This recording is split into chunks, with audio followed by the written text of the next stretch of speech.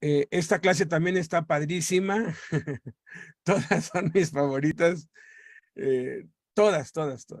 Y esta tiene que ver con el mandamiento triple que nos dio nuestro Señor Jesucristo. Pidan y se les dará. Busquen y hallarán. Llamen y se les abrirá. Vamos a ver cada uno, pedir, buscar, llamar, qué es lo que representa, qué es lo que significa. Entonces, empezamos como siempre con una ilustración y luego vamos entrando poco a poco en el tema. Pedir, buscar, llamar. Serie Jesucristo y la oración.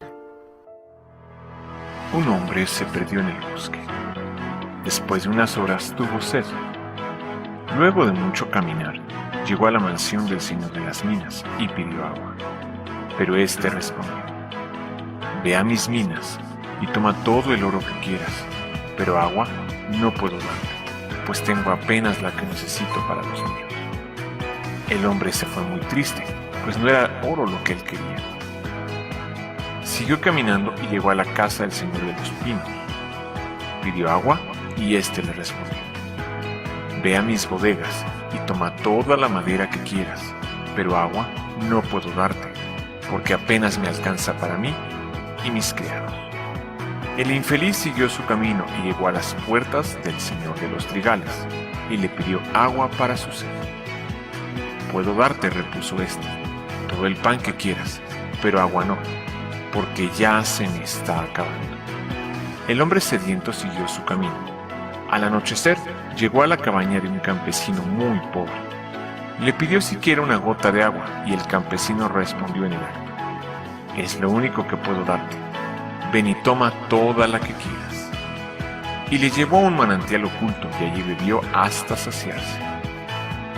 Del mismo modo, el corazón que suspira por Dios, solo en Dios puede sentirse satisfecho. Debemos pedir para que nuestro gozo sea cumplido al recibir la respuesta, pero también debemos buscar con la motivación correcta y llamar a otros a disfrutar de este privilegio de tener una amistad con Dios y tener respuesta a las oraciones. Mateo 7:7.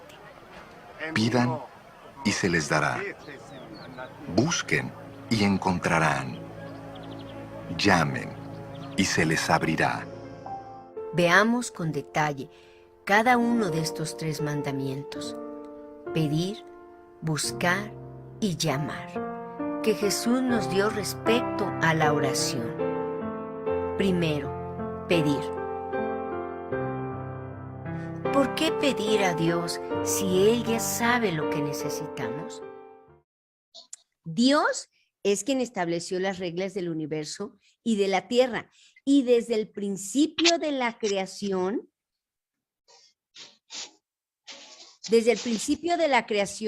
entregó toda la autoridad del planeta Tierra al hombre, el cual, al desobedecer, la entregó al diablo. Y por eso el mundo entero está bajo el maligno y Satanás es el príncipe de este mundo. Y por eso hay caos, confusión, violencia y maldad. Dicho sea de paso, esta verdad contesta el argumento que los ateos e incrédulos utilizan cuando dicen que si Dios existe, ¿por qué hay maldad y caos en el mundo? Esa es la respuesta, que el diablo es quien gobierna el mundo, por eso tanta injusticia, perversidad y maldad. Pero vino Jesucristo y quitó a Satanás toda autoridad, pero estableció su reino en el corazón de los hombres, no físicamente en la tierra. Cuando Jesús regrese por segunda vez, entonces derrotará física y permanentemente al diablo y establecerá su reino de justicia en el mundo. Pero hasta que eso suceda, nos da la libertad de elegir si le obedecemos a él o no. Entonces, eso nos lleva a entender que Dios no interviene en la voluntad humana para obligarlo o hacer lo que él quiere, aunque tiene el poder para hacerlo, sino que respeta al hombre, lo considera y lo aprecia. y por eso necesita que seamos nosotros quienes les pidamos lo que necesitamos para que pueda dárnoslo. Sin embargo, Dios nos ama demasiado como para quedarse con los brazos cruzados, ¿no? Por eso envió a Jesús y a su Espíritu Santo, para que nos convenza, para que nos insistan. Dios es tan maravillosamente bueno que como anhela bendecirnos y tiene muchas bendiciones para darnos. Pone en nuestro corazón y nuestra mente lo que Él quiere que le pidamos, a fin de poder dárnoslo y seguir las reglas que Él mismo estableció. Vamos a ver 3 ejemplos. El primero, Dios quiere bendecir a un hombre con una buena esposa, pero el hombre es desobediente y no está consagrado a Cristo, su carácter es terrible y no se puede controlar sus impulsos. Si se le da, aun cuando el hombre le ruega por una esposa, Dios sabe que lo único que traería a su vida sería más dolor y tristeza. Entonces le insiste por medio de sueños, de su conciencia y de otras personas, lo bombardea de las circunstancias a que se arrepienta y se vuelva a Dios de todo su corazón, a que le pida perdón y le pida crecimiento espiritual y consagración. Cuando el hombre ya está listo y es capaz de ser un buen esposo y de amar a la mujer que Dios tiene para darle, entonces Dios se la da. Segundo ejemplo, Dios quiere bendecir a un joven que lo sirve con un automóvil para que pueda servir mejor a Dios y llegar a más personas con el evangelio. Pero el joven piensa que no es digno, que no lo merece, que es mucho pedir y tiene ataduras mentales al respecto. Entonces, Dios, por su Espíritu Santo, va a empezar a bombardear a este joven en su mente, por medio de la predicación, de pensamientos, de palabras, de otros, que todo lo que Dios nos da es por su gracia, no por lo que merezcamos, y que es conforme a nuestra fe que Dios nos da. Y entonces el joven, wow, se le alumbra, ¿no?, el cerebro y se convence en su mente de que sí puede tener un auto y entonces lo pide. Y Dios se lo da. Pero notemos que quien tomó la iniciativa fue Dios, y a pesar de que podía dárselo nada más así, dado que respeta, considera y aprecia al hombre, trabajó en la mente y corazón del muchacho para convencerlo que le pidiera lo que Dios ya había decidido darle. El tercer ejemplo, una mujer tiene un hermano que se ha descarriado, ¿no?, y ha caído en las drogas.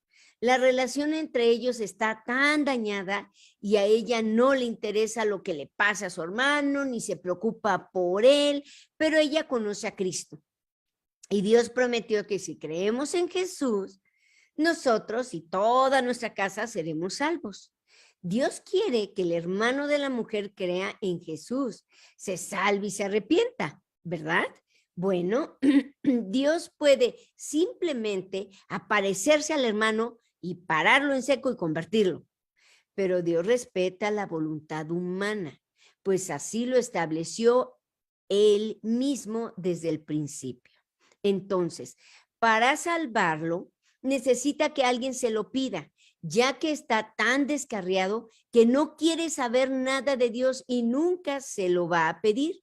Entonces, Dios vuelve a bombardear a la mujer en sueños, en su conciencia, en predicaciones, en consejos de otros, para que ella perdone de todo corazón a su hermano las ofensas que le hizo, y para que empiece a orar por la salvación de su hermano, ¿no? Y entonces cuando ella lo hace, cuando pide por la salvación de su hermano, que es una petición que Dios puso en su mente y en su corazón, entonces Dios interviene en la vida de su hermano y lo para en seco y se le manifiesta. y éste se convierte a Cristo. Eso fue lo que pasó con el perseguidor Saulo de Tarso. ¿Lo recuerdan en Hechos, en la historia de Hechos? Y fue el resultado de las oraciones de los cristianos. Así es como Dios opera. ¿No es maravilloso? A medida que crecemos en Cristo y lo conocemos, fíjense, vamos descubriendo que todas las cosas por las que hemos orado y pedido son las que Dios, en su infinita compasión, sabiduría y bondad, ha puesto en nuestra mente y corazón pedirlas. 1.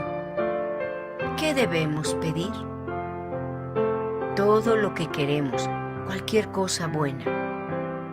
Juan 15:7, Mateo 18:19 y 7:11.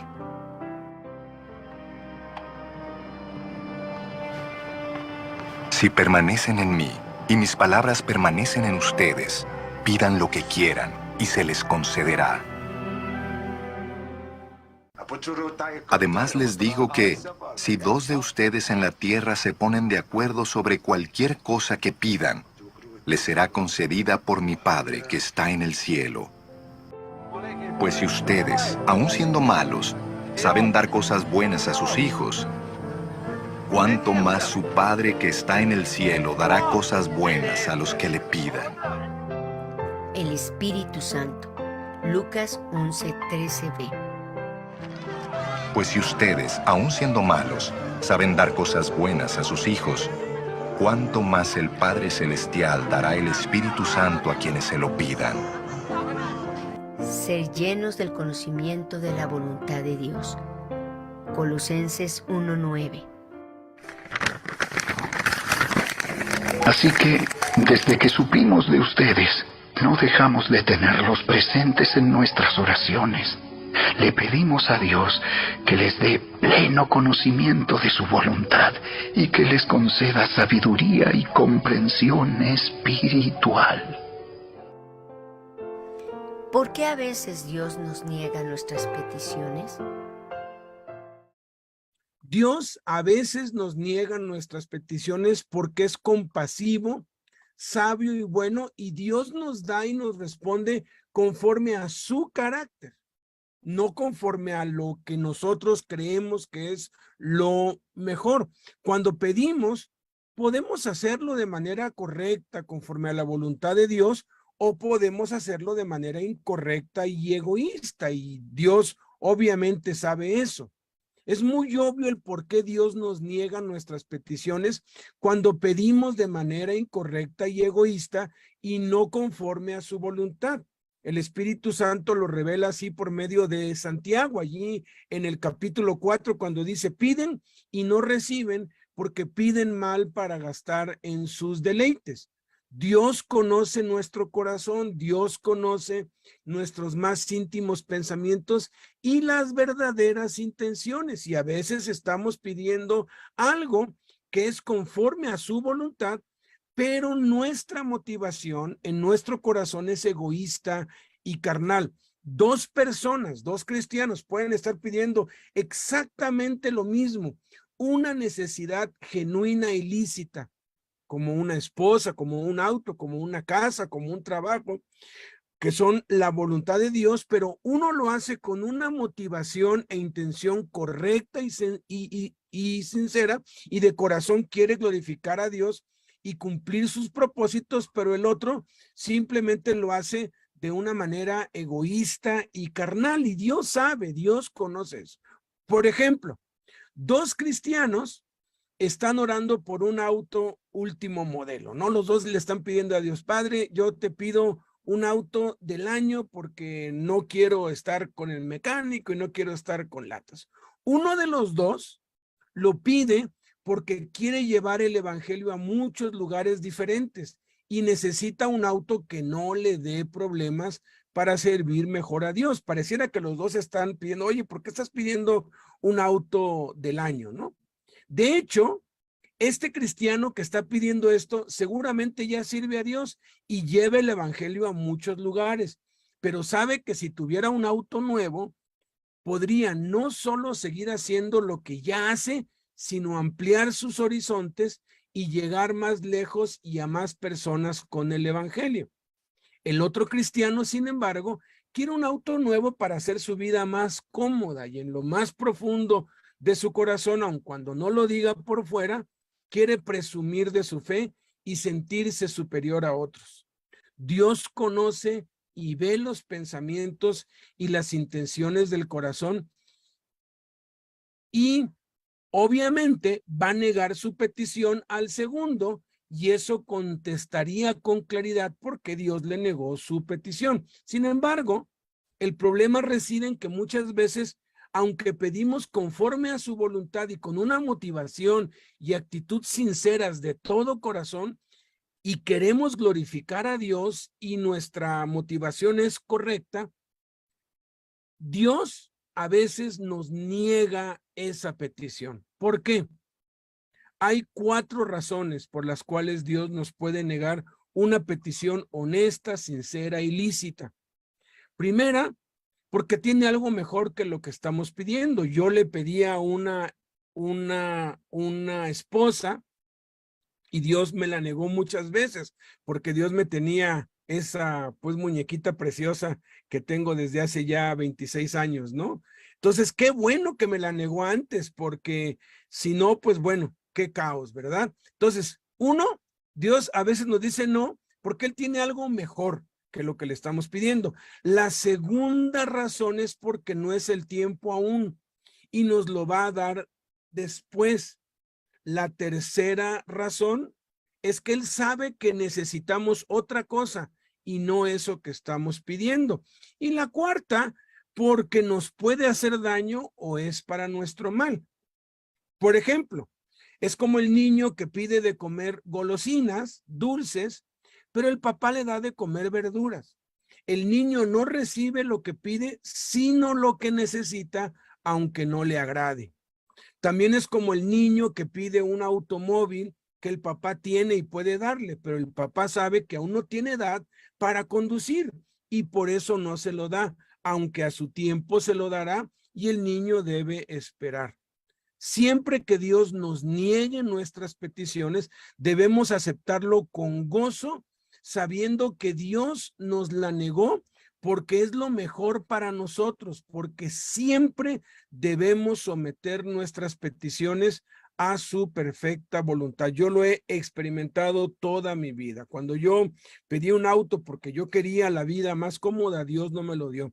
Cuando ya estaba visitando tres cárceles y podía ir a 5 si yo tuviera un auto, entonces le pedí un auto a Dios y me lo dio. Hasta el día de hoy nos han regalado ya 22 autos, hemos regalado ya 19 autos, porque así como nos los dan, así nosotros pues los hemos dado, porque de gracia te dan, de gracia das, y es maravilloso cuando lo que uno pide, uno sabe que es lo que Dios quiere para cumplir su propósito en nuestra vida, y si nos lo niega, pues bueno, o tiene algo mejor, o no es el tiempo, o nos puede hacer daño, o necesitamos otra cosa antes de que nos des. 2. ¿Qué no debemos pedir? Posiciones o rangos de autoridad. Marcos 10, 37-38. Concédenos que en tu glorioso reino, uno de nosotros se siente a tu derecha y el otro a tu izquierda. No saben lo que están pidiendo, les replicó Jesús. ¿Pueden acaso beber el trago amargo de la copa que yo bebo? ¿O pasar por la prueba del bautismo con el que voy a ser probado? Para gastar en nuestros deleites, Santiago 4:3. Aun cuando se lo piden, tampoco lo reciben porque lo piden con malas intenciones. Desean solamente lo que les dará placer. La forma más elemental de oración es la petición, donde el creyente expresa a Dios sus necesidades espirituales, emocionales, físicas y materiales. Una escala más elevada de oración es la adoración, donde lo único que se desea es el rostro de Dios y bendecir su nombre. La adoración se convierte en alabanza cuando hay acción de gracias y reconocimiento del reino, poder y gloria de Dios. Pero hay una escala más elevada que es la petición de intercesión por otros. Jesús dijo: pidan y se les dará, busquen y hallarán, toquen y se les abrirá. Aquí están los tres elementos: pidan, petición, busquen, adoración y toquen, intercesión. Segundo, vamos a la primer pregunta, que tiene que ver con lo que acabamos de ver acerca de pedir. Adelante, Blanquis.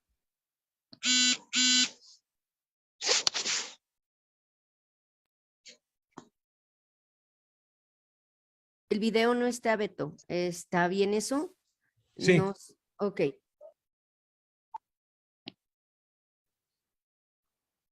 Ok, ¿por qué pedir a Dios si ¿por qué pedir a Dios si Él ya sabe lo que necesitamos? Pues, ¿qué significa buscar a Dios? Miren, el concepto de buscar a Dios es propio del Antiguo Testamento, porque Dios se manifestaba sobre los hombres, pero no estaba entre ellos. Como cuando vino Jesús, que fue cuando Dios estaba con los hombres, ¿no? Dios con nosotros. Y mucho menos dentro de ellos, como ahora que Dios vive en nosotros por el Espíritu Santo. La palabra buscar en el Antiguo Testamento es la palabra hebrea darash, que significa literalmente seguir, en persecución o búsqueda, investigar, inquirir o preguntar por algo o alguien que no está a la vista. Y es la misma palabra que Jesús utiliza cuando dice que vino a buscar y salvar lo que se había perdido. Y cuando dio la parábola de la oveja perdida que el buen pastor buscó, esa palabra es griega, en griego es exeteo, y significa lo mismo que darash. Era lógico que en el Antiguo Testamento se buscara a Dios, porque Dios no se hacía presente todo el tiempo, aunque es omnipresente, que significa que está en todo lugar y en todo momento. No se hacía visible siempre y por eso los israelitas tenían que buscarlo. Esto es, investigar, estar pendientes de cuando Dios se manifestaría en un viento, o en un trueno, o en un temblor, o en una sombra, o una voz, o algo que pudiera ver o oír. Además de que tenían que discernir si de verdad era el yo soy. Dios de Abraham detrás de eso, como la experiencia que tuvo Elías en Primero de Reyes 19, 9 al 13, y allí se metió en una cueva. Cuando pasó la noche y vio a él, dice, y vino a él palabra de Jehová, el cual le dijo: ¿qué haces aquí, Elías? Él respondió: he sentido un vivo celo por Jehová, Dios de los ejércitos, porque los hijos de Israel han dejado tu pacto, han derribado tus altares y han matado a espada a todos tus profetas, y solo yo he quedado y me buscan para quitarme la vida. Él le dijo: sal fuera y ponte en el monte delante de Jehová. Y he aquí Jehová que pasaba, y un gran poderoso viento que rompía los montes y quebraba las peñas delante de Jehová. Pero Jehová no estaba en el viento. Y tras el viento un terremoto, pero Jehová no estaba en el terremoto. Y tras el terremoto un fuego, pero Jehová no estaba en el fuego. Y tras el fuego un silbo apacible y delicado, y cuando lo oyó Elías, cubrió su rostro con su manto y salió. Y se puso a la puerta de la cueva, y aquí vino a él una voz diciendo: ¿qué haces aquí, Elías? Pero todo eso cambió cuando vino Jesús, Emmanuel, Dios con nosotros, pues Dios se hizo visible en las personas de Jesús y anduvo en medio de su pueblo, tal y como estaba profetizado. Entonces Jesús aseguró, les conviene que yo me vaya, porque si me fuere les enviaré otro consolador, otro igual a mí, para que esté con ustedes para siempre, el cual está con ustedes, pero estará en ustedes. Desde Pentecostés, el Espíritu Santo vino a morar dentro de todos los que creen en Jesús, tal y como él lo había predicho cuando dijo, el que cree en mí, como dice la Escritura, de su interior correrán ríos de agua viva. Esto dijo del Espíritu que habían de recibir los que creyesen en él, pues aún no había venido el Espíritu Santo porque Jesús no había sido aún glorificado. Esto significa que desde que recibimos a Jesús, el Espíritu Santo vino a morar dentro de nosotros y por medio de él, Padre y Jesús vive en nosotros, lo que significa que Dios vive en ti y en mí, en nosotros. Está la presencia de Dios las 24 horas del día, los 7 días de la semana. Entonces el término buscar a Dios no se aplica en el Nuevo Testamento. En la gracia, porque Dios está en nosotros y nosotros estamos en él. En el versículo, en todo, fíjense, el único versículo en todo el Nuevo Testamento donde parece decir que debemos buscar a Dios es en Hebreos 11:6, que dice, pero sin fe es imposible agradar a Dios, porque es necesario que él se acerca a Dios, crea que le hay y que es galardonador de los que le buscan. La palabra en griego para buscar aquí es etzetousin, que literalmente significa escrutar, explorar, y es muy diferente a la palabra darash en hebreo. La diferencia fundamental en que darash tiene que ver con algo que no está a la vista, que no está presente, y etzetousin está relacionado con el que está presente, a la vista. El pastor que busca una oveja que se ha descarriado no la ve y tiene que ir tras ella, pero también puede buscar una oveja de entre su rebaño, de entre las que sabe que tiene en su corral, para alquilarla o asearla. Entonces, en Cristo ya no buscamos a Dios, sino más bien buscamos lo de Dios, o buscamos de Dios todo lo que tiene para nosotros. Es como el que no tiene una computadora y busca para poder usarla. Eso es el Antiguo Testamento, buscar a Dios. Pero el que tiene una computadora busca de ella todo aquello que le puede ser útil y todo en lo que puede beneficiarse de ella. Esto es buscar de la computadora lo que necesita, pues ya la tiene. Eso es buscar a Dios en la gracia.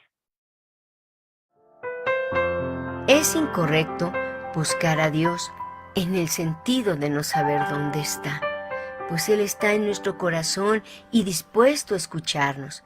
Más bien, la expresión debería ser buscarlo de Dios. Primero, ¿qué debemos buscar al orar? El reino de Dios y su justicia. Mateo 6:33. Más bien, busquen primeramente el reino de Dios y su justicia, y todas estas cosas les serán añadidas. Las cosas de arriba. Colosenses 3:1.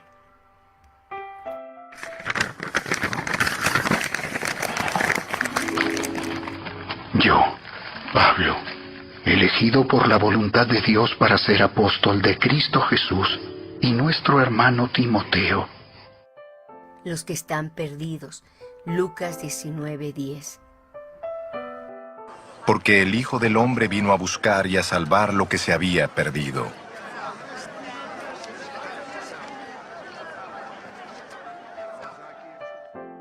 La gloria de Dios. Juan 7:18. El que habla por cuenta propia busca su vanagloria. En cambio, el que busca glorificar al que lo envió es una persona íntegra y sin doblez. 2. ¿Qué no debemos buscar al orar? Comida, bebida, y ropa. Mateo 6:32. Los paganos andan tras todas estas cosas, pero el Padre Celestial sabe que ustedes las necesitan. Lo propio. Juan 7:18, Filipenses 2:21. El que habla por cuenta propia busca su vanagloria. En cambio, el que busca glorificar al que lo envió es una persona íntegra y sin doblez.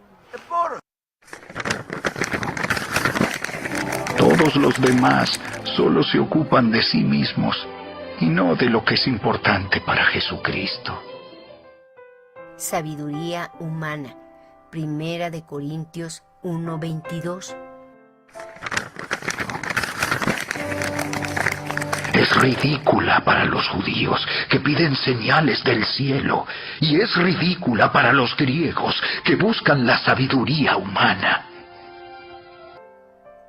Gloria de los hombres. Primera de Tesalonicenses 2:6.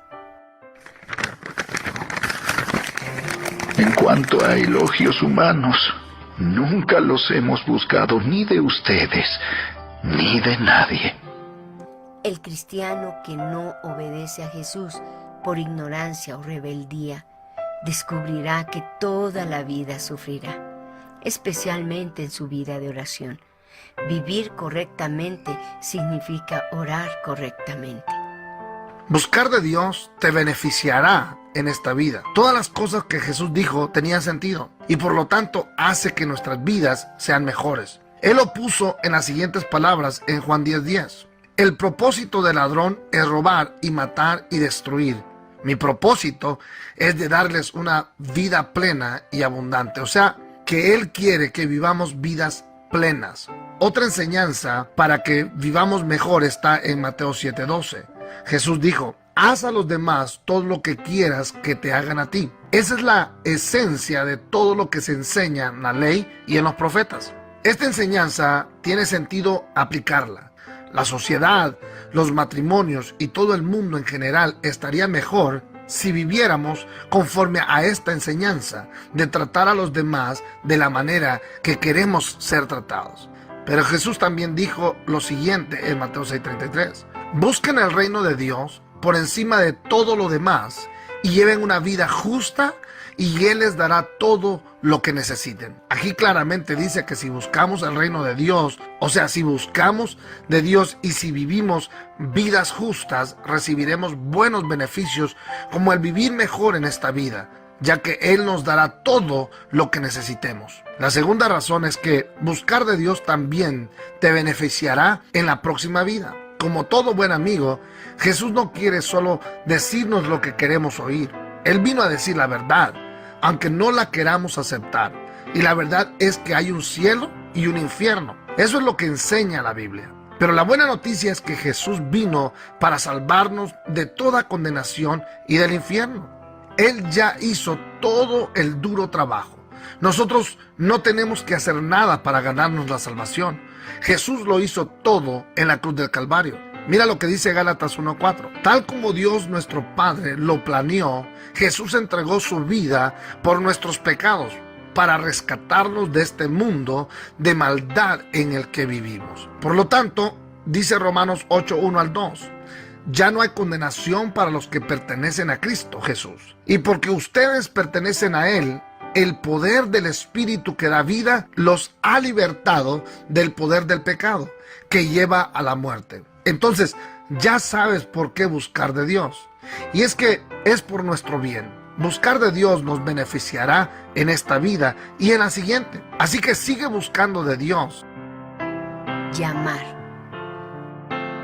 ¿Qué es la intercesión y por qué es tan importante?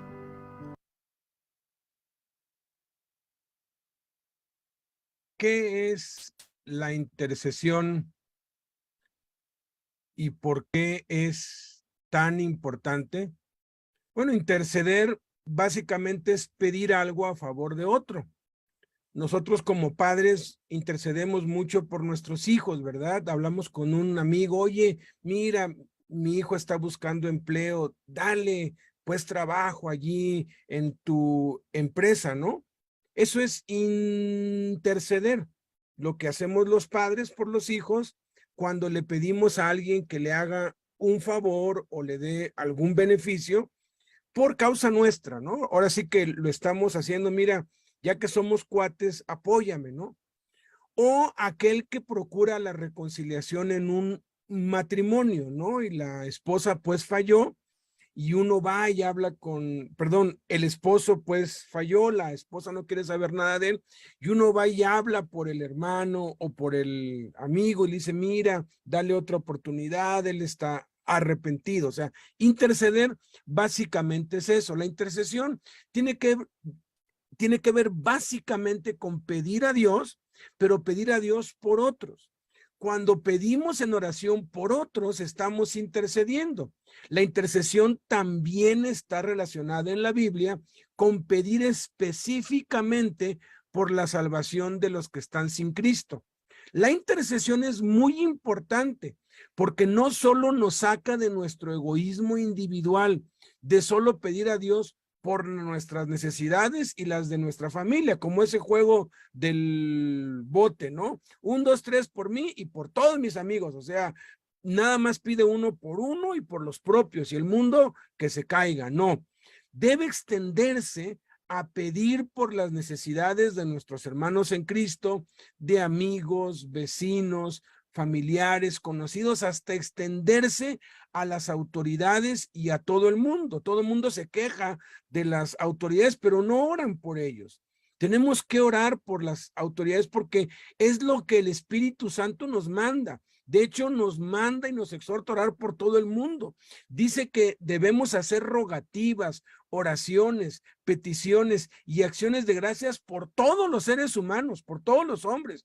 Luego especifica por los reyes y por todos los que están en eminencia para que vivamos quieta y reposadamente en toda piedad y honestidad, porque esto es bueno y agradable delante de Dios nuestro Salvador, el cual quiere que todos los hombres sean salvos y vengan al conocimiento de la verdad. Cuando la violencia se desborda en una ciudad o en un país, como lo estamos viendo, eso simplemente muestra que la iglesia no está intercediendo, porque la intercesión hace que haya paz en donde uno vive.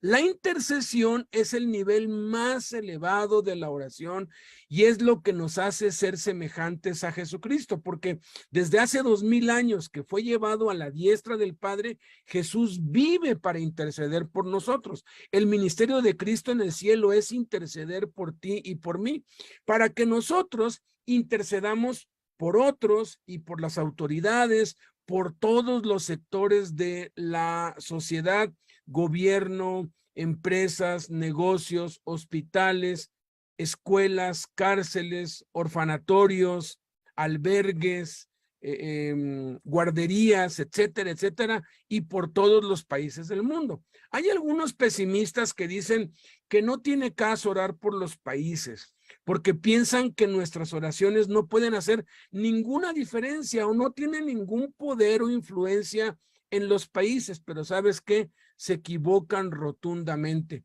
En las siguientes 2 lecciones demostraremos que cada oración por cada país o sector de la sociedad, por muy insignificante y débil que parezca, es absolutamente necesaria e indispensable para que la obra de Dios se lleve a cabo de acuerdo con sus planes y sus propósitos. De verdad que es un privilegio enorme, inmenso, ser parte de la obra de Dios en todo el mundo por medio de la intercesión. Vale la pena comprarse unos mapas en cualquier papelería, venden los mapas o de la ciudad que está dividida por delegaciones, o de todo el país que está dividido por estados, o de cada continente, y orar pues con esos mapas y pedirle, Padre, que tu reino venga a cada uno de estos países, que tu iglesia despierte aquí, que se multipliquen las iglesias en casas, que tu Espíritu Santo, Señor, toque a todos, y oras por nombre por cada país. Parece que no hay ningún efecto, pero la verdad es lo que se necesita para que el evangelio siga siga avanzando. Yo cuando tengo muchas trabas y muchos tropiezos para entrar en la cárcel, sé que es porque no están orando muchos. Entonces me pongo a pedirle a los presos, oren, y a los voluntarios y a todos, y de pronto, como cuchillo en la mantequilla, sí, el evangelio, el mensaje corre. Cada vez que tú te des cuenta de esto, cada vez que oigas noticias en la tele de tantos secuestros, asesinatos y tantas cosas, recuerda, tenemos que interceder más, porque si intercedemos, entonces vamos a producir un cambio. Veamos ahora una breve explicación de 5 minutos acerca de la importancia de orar unos por otros con Charles Stanley. Este hombre que yo quiero ser como él cuando sea grande, y Blanquita dice, sí, claro que sí. Entonces vamos a oírlo y a verlo.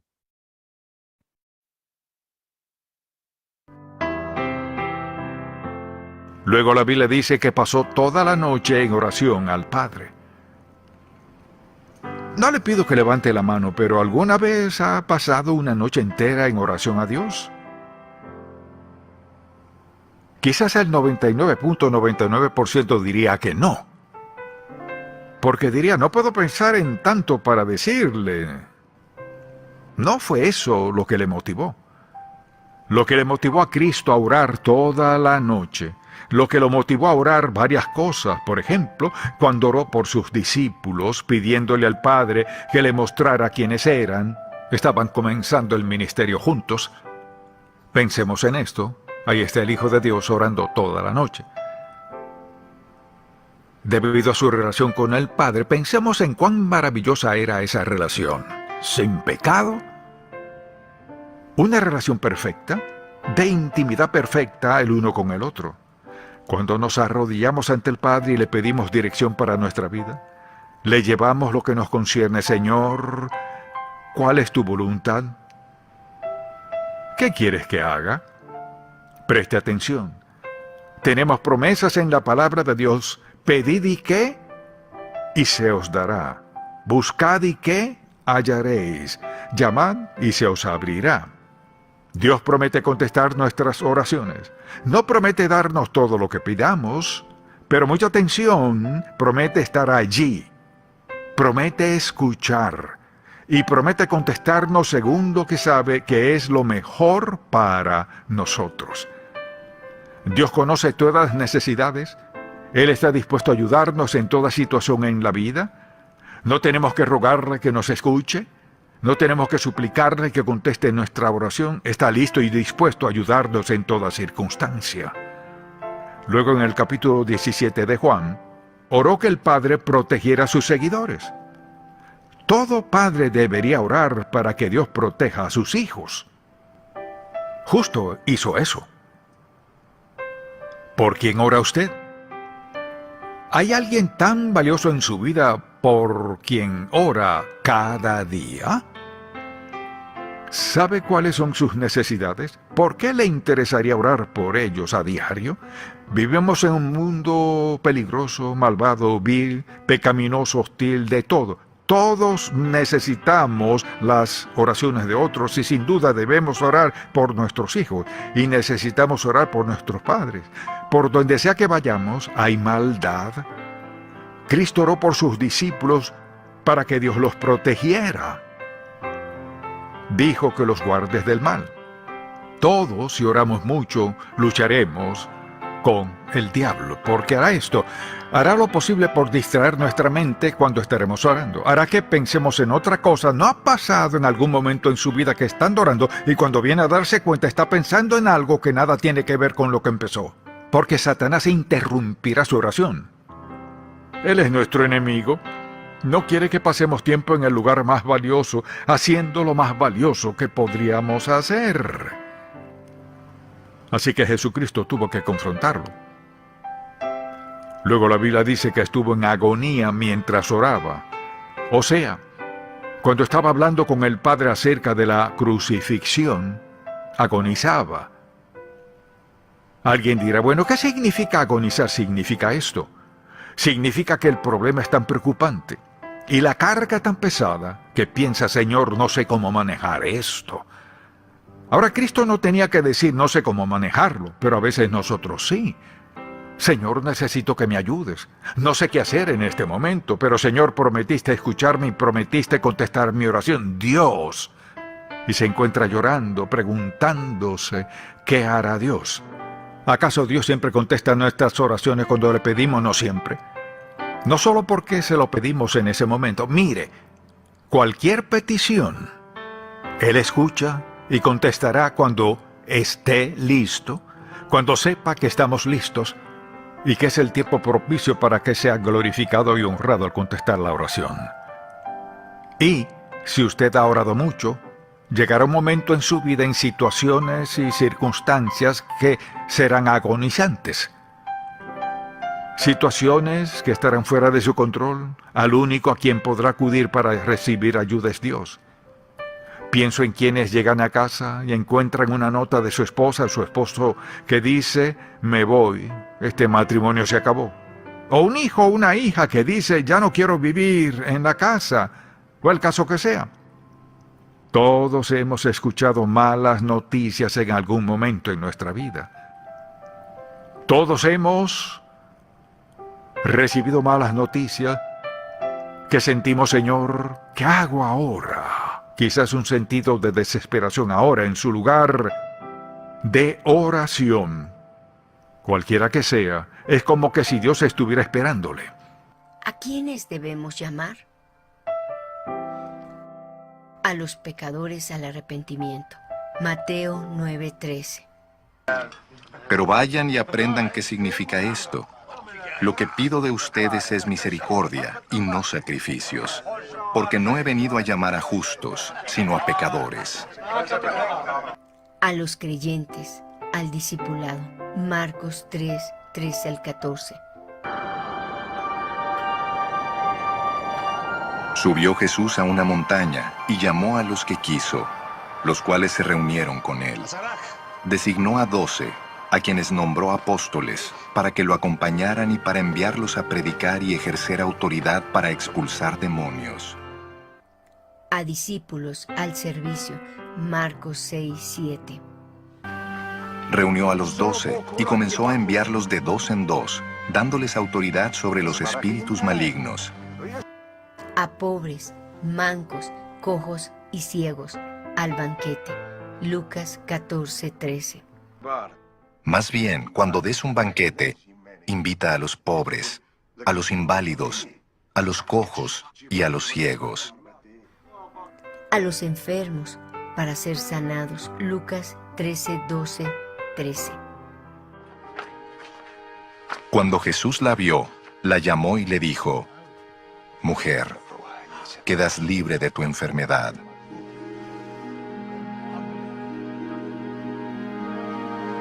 Al mismo tiempo, puso las manos sobre ella, y al instante la mujer se enderezó.